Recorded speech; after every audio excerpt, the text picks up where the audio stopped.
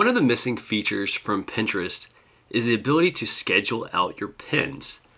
And this is important because in most cases, this is what the average Pinterest user does. They go on Pinterest 2 to 3 times per week and they just dump a whole bunch of pins onto their boards and expect people to follow them and to repin all of their content. And in most cases, that actually could have a negative effect because they might see that as spam and decide to unfollow you. So if Pinterest doesn't offer the ability to schedule pins, what can you use? Well, I recommend using a service called Pingraphy. And yes, there is a cost to using this service. However, you have to remember all of the time that you're going to save and all of the enhancements that you're going to get and the improvements on pinning on Pinterest.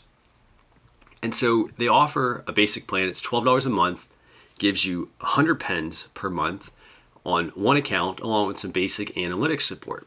But if you have multiple Pinterest accounts, such as a profile and a business account, you might want to jump up to the $28 per month plan, which will let you use Pingraphy on 5 accounts.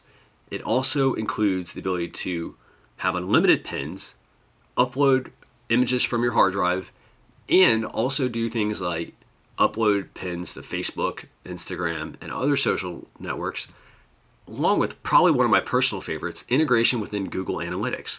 So for example, if you have a blog that you also run and you're running Google Analytics on that, all of your Pingraphy information will be overlaid into Google Analytics as well. So you can kind of keep tabs on, how your blog and how your Pinterest account is doing all in one place. So to use Pingraphy, you want to go to pingraphy.com and create an account. And the first thing you want to do is you want to install the Pingraphy bookmark bar. And what's going to happen, just drag this up to your bookmark bar here. And now anytime you're on a website or you're watching a video or you're reading a news article and you find something you want to pin, all you have to do is click the Pingraphy button and it's going to pop up a window and show you all the images that you can pin. So for example, if I click it here, I could pin all of these items that have a check mark next to them. So once I'm ready to pin something, pretty simple. I've clicked the Pingraphy bar, pulls up all of these great images, and I can hit next. And this is actually where it's pretty cool. So it will pull up an image of all of the pins that you've decided to pin. In this case, we've got this book, we've got this infographic, we've got an image, another image, probably some videos here. So with this, you can decide what board you want to put all these items on. You can also add in your description, change the URL you have. You can also enhance the image, which is kind of neat. You can change the brightness, you can crop the image, you can basically make this thing look really good. However, there's a nice little feature here, and it's this clone feature. So if you have something you want to pin on multiple boards, just click clone, and you now have a new copy of it, and you can decide to put that one on another board. So once you've got all of these items ready, all you have to do is hit schedule, and you're going to get the nice calendar function here. Where you select your start date, your end date, along with your time, and you hit confirm. And you will now have scheduled out your pins. So one other thing I wanted to mention about Pingraphy is that in addition to giving you the ability to schedule out pins, some of the analytics they offer are pretty great.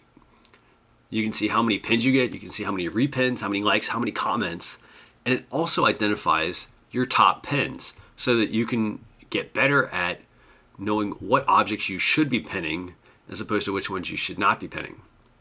In addition though, I like the board stats they provide. So instead of seeing just the single pins that do well, I can also see what types of boards are doing well. So in this case, I have a board that has 60 pins, it's getting 31 repins, 8 likes, 1 comment. That might be something that I want to consider pinning more items to. However, if I have a board that has a lot of pins and very few repins, that might be a board that I want to get rid of, or I want to consolidate or something to that effect. So that's Pingraphy, guys. Personally, I like it. I think it's a great tool until Pinterest comes out with their own tool. But for now, it does the job. So if you have any questions or you get stuck on this, feel free to send me a message. As always, thanks for watching.